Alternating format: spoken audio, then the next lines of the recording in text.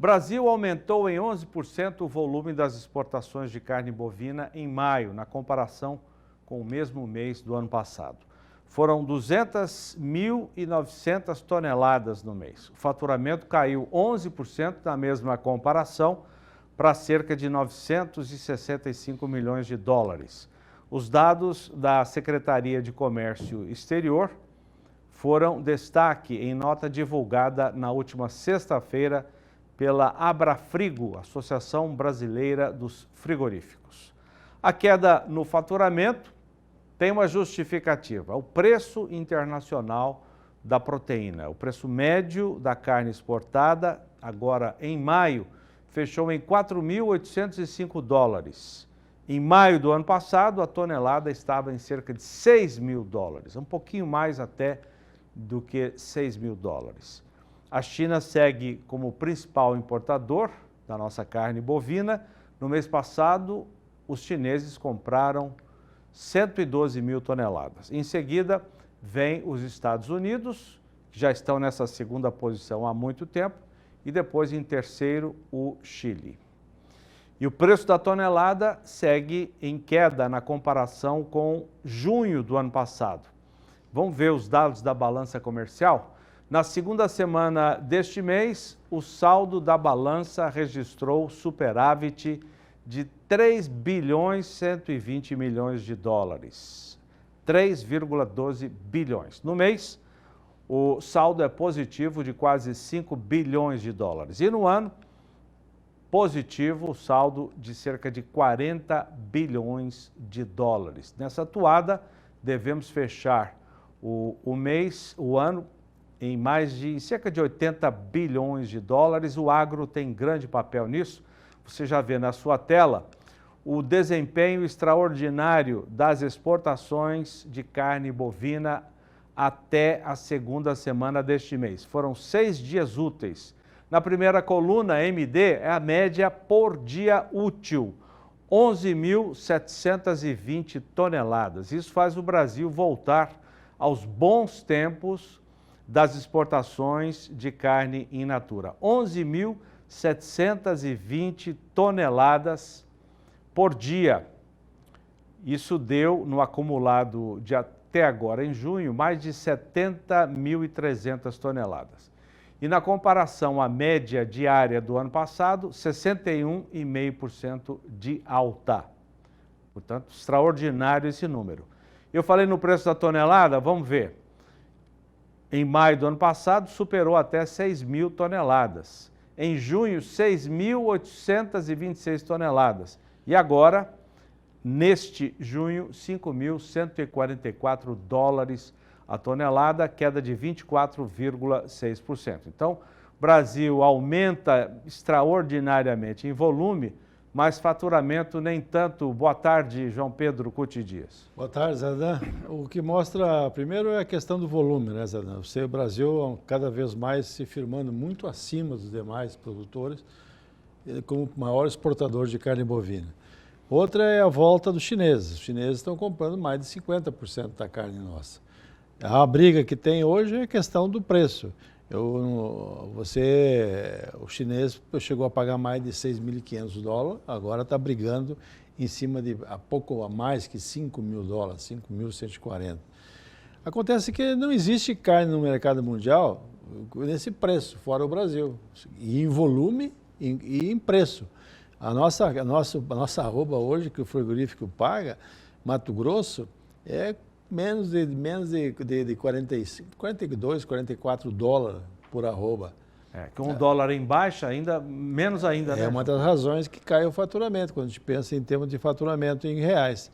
E você tem os demais países, você trabalha com os Estados Unidos custando mais de 100 dólares a arroba. O americano continua importando carne brasileira muito acima daquilo que era aquela cota que eles tinham dado quando reabriram, né? 60.000 toneladas. Daqui um dia está comprando isso por mês quase. Porque eles precisam de carne. A carne americana, o mercado americano está muito cara. Então eles estão comprando carne do Brasil, processo, vende hambúrguer a um preço muito acima do que eles pagam pela carne brasileira.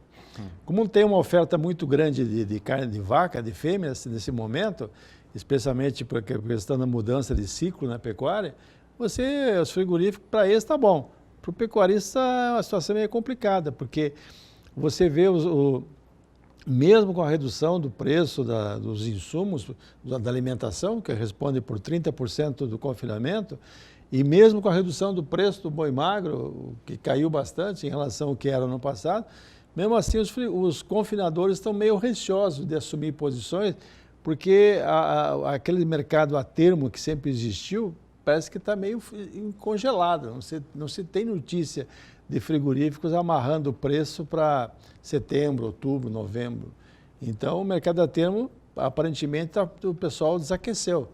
E o confinador fica em dúvida se vai completar o lote que ele tem, a capacidade que tem do confinamento ou não.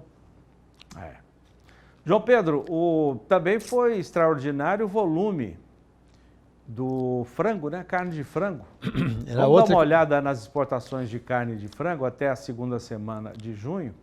E fica ainda sobre a carne bovina, João, aquela informação que nós já demos aqui tantas vezes, de que existe uma diferença, né? um tempo entre quando o fechamento do negócio e quando esse negócio é informado pela Secretaria de Comércio Exterior. Por essa razão, agora com 11 mil toneladas, podemos admitir que esse negócio já tenha sido feito há um tempo, né? A China ficou um mês em fevereiro, de fevereiro para março, sem comprar carne do Brasil, por causa daquele episódio de caso atípico da encefalopatia, né? E depois voltou com tudo.